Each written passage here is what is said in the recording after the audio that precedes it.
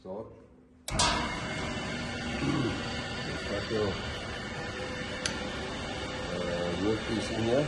We've got the template on the back. And push it in. Let's start. This will follow the template.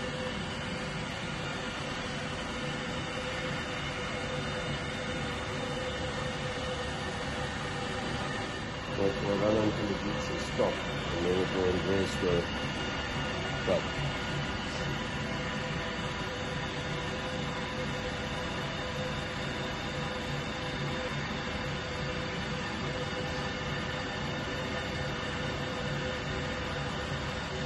Reverse the feet.